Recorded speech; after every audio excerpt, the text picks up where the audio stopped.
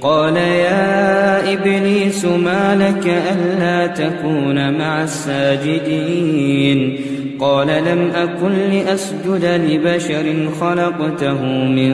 صلصال من حمأ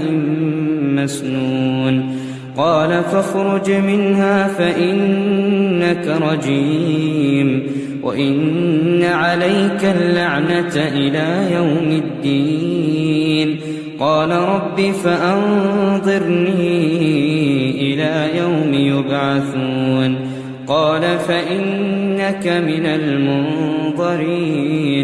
إلى يوم الوقت المعلوم قال رب بما أغويتني لأزينن لهم في الأرض ولأغوينهم